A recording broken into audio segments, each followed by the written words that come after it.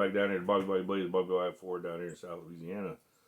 So I forged out the blades and billet canister. Came pretty good, I think, but had a little incident. So you always got to be careful where your slag is flying while you're working the press. So I'm going to show you now how we cut the can off of one of the billets. So here's what it looks like. You can see we stretched it out much longer, got it thinner. We did have a little blowout at the tip, but I don't think that's going to be an issue because you can see a real strong billet right there. So basically what you want to do is I work on the side that's bulged because it's already pulled away from the can. If you can see how it's bulged up right there, that means that stainless steel really kept it from sticking to the inside of the can. So we put it in our vise, and you want to make sure it's in there real tight, because you're going to be beating on this thing. And you'll need a 4-inch grinder or a wafer wheel, wafer cutoff wheel, which I use them, but I don't like them. Hammer and a chisel. So what we're going to do is we're going to make a slice right down this one side. I'll take it out of the vise, flip it over, make a slice out of the other side, and that way we'll peel the can off the billet. So let's give it a shot.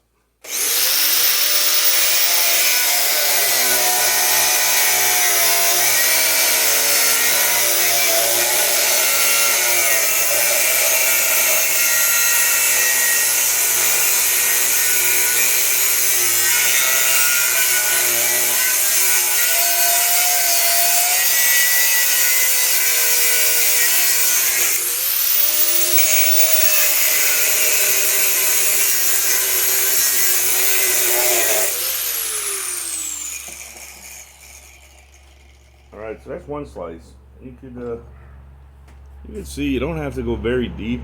You can actually see where your can stops and your billet starts. So based on the way this thing is bubbled up, I'm going to make the other cut right over here because I can see there's a bubble right there. So again, put it in your vise, tighten your vise down real good, and make your cut.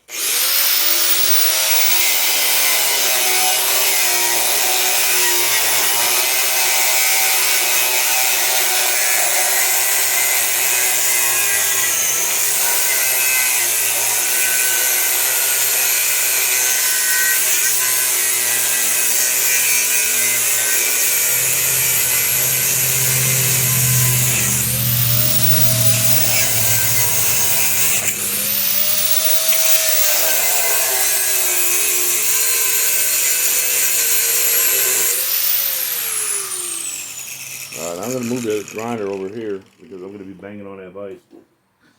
And I don't know if you've seen the way that cutoff wheel jumped. You got to be real careful using these cutoff wheels, but there's really no other way that you can get that can off without using a cutoff wheel.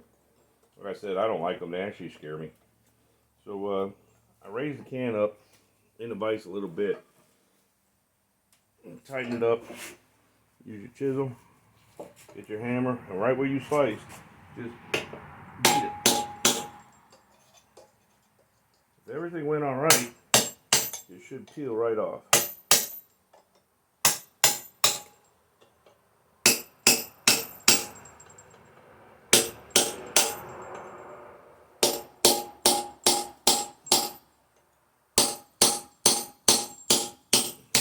All right. Now, I'm seeing this billet for the first time, just like you. I don't know if we got a good billet yet or not, but we definitely got a pretty decent peel. So what I'll do now is I'll put it in the other way, and I'll beat that, and I'll start peeling that side off. Same thing, just put it in the crack.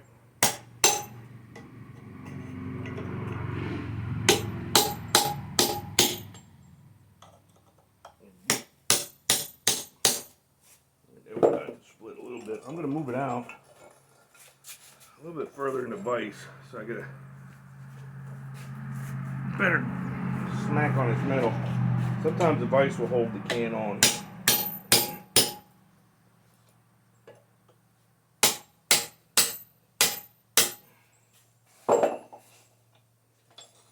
Alright, so got it to peel there.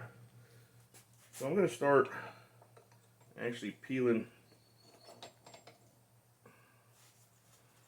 can to get it completely off. And it's really got to be tight in the vise. You're putting a lot of pressure on this while you're beating it.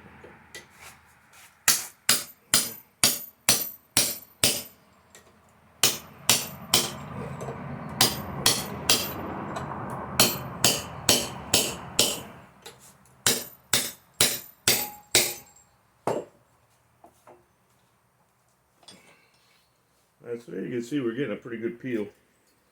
I'm going to try to hit it this way. I might have to get the grinder and make a couple more cuts. Looks like it's holding in a few places.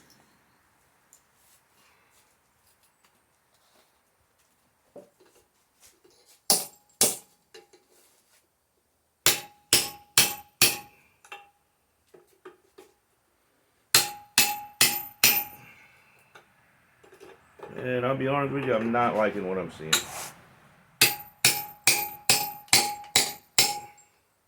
Alright. Not liking it at all, as a matter of fact. So, I'm already getting some pieces falling out. I'll split the can, but it doesn't look like we got a good forge weld at all. Don't know why, it was pretty hot. Might be able to save it though. Let's beat a little bit more and see what we got in there. And you know, this is one thing I do. I show you when stuff works and when it doesn't work. I don't know if this actually worked. We will find out. But again, it was my first time using stainless steel, not whiteout. So that might have had something to do with it. It didn't work.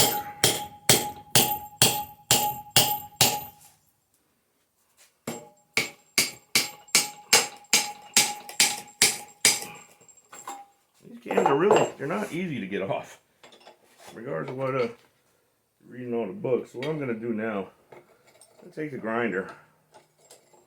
I'm just going to hack it right here because that looks what seems to be what's holding it. Just going to do a little cut right here.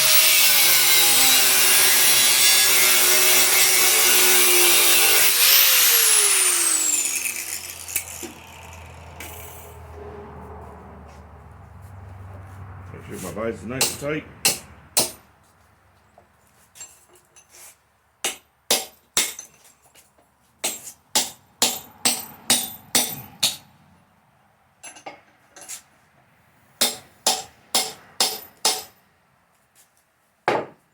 Make another cut in there and try to pull this off.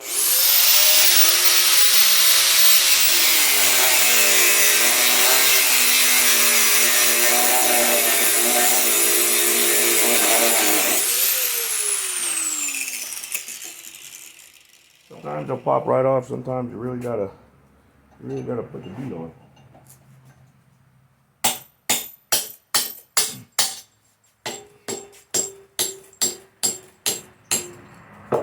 All right, so by the looks of it, we did not get a good forge weld at all. So I'm gonna see if I can't get the rest of this off and show you what I mean. We might be able to save it. Don't know yet.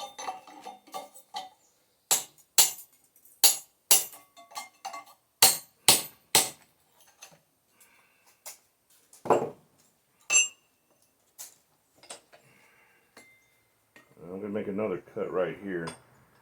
The can is still pretty solid up there at the top.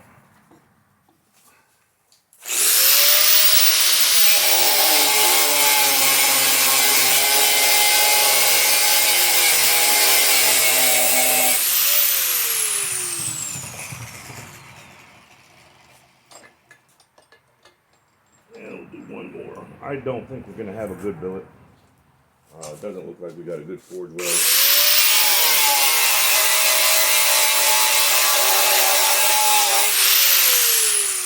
And that could be for a number of reasons. I might have not let it get hot enough, or, you know, who knows. It's a whole mixes thing when you're doing a canister.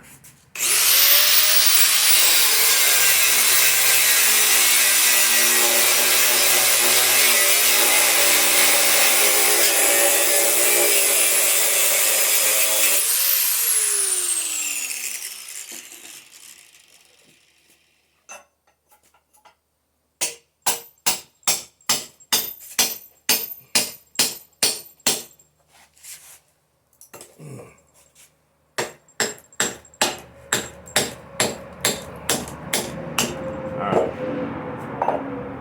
So, disappointing news is we did not get a good forge. Pretty disappointing. Again, it happens. Don't know why, but it's part of being a bladesmith. So I'm gonna knock the rest of the can off.